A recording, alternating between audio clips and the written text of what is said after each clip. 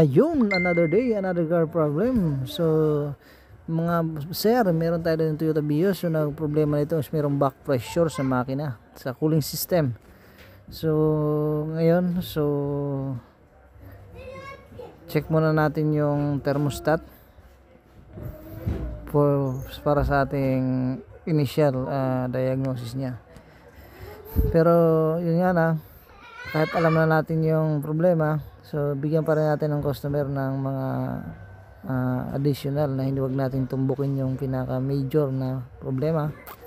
So bago tayo nag-decide dyan, nag-conduct muna tayo ng radiator pressure test at meron nga talaga siyang internal leaking sa loob.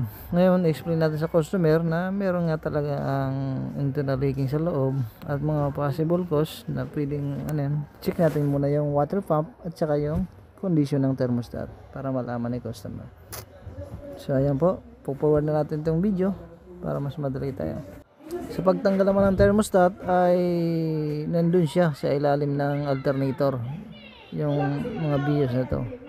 So kailangan mo lang tanggalin yung alternator para maganda yung access mo doon sa kasi tinanggal ko ang alternator para mas open. Sa mga magagaling, so pwede namang dukutin nila. Pero ako tinanggal ko kasi para mas maganda yung quality yung gawa natin. Sa wakas, yung natanggal din natin yung thermostat housing. Sa loob po niyan ay nandun yung thermostat.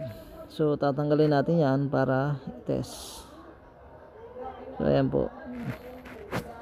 Yun po. So ngayon magte-test tayo ng thermostat. So gagamit lang tayo dito ng torch. So yung iba kasi yung ginagamit is pinapakaluan yung thermostat. So maganda, yun talaga yung dapat. Pero ako, to make the story short, so ginagawa ko is tinotorch ko yung bronze na yan. So, observe ko kung maano siya, maano yung bumubukas. So diyan po ay hindi na bumukas yung thermostat. So tanggalin po muna natin yan. At tingnan natin at ibalik natin yung thermostat housing at papalitan natin ng bago. So po, ibalik lang po natin yung thermostat housing natin. So wala pa yung thermostat, pero papalitan natin yan ng bago para malaman natin kung umukay yung natin. Mas maganda po kasi na lagi may thermostat. So malaki yung trabaho niya sa sasakyan during warm up stage at sa fuel economy ng sasakyan.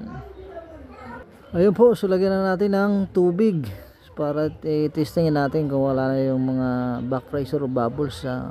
Kung meron pa rin po itong bubbles, so yun po, so possible po is blown yung gasket nya. Kasi nag-test tayo nag-pressure test tayo is walang leak yung wala pala itong heater core, kaya wala na tayong ibang kundi possible cause is blown gasket po yan. So kailangan natin itap at ibaba ang makina. So yun po, so unfortunately, so meron pa rin pong bubbles doon sa cooling system niya sa radiator kahit wala na po yung thermostat at uminit na rin po yung naabot na rin yung normal operating temperature niya.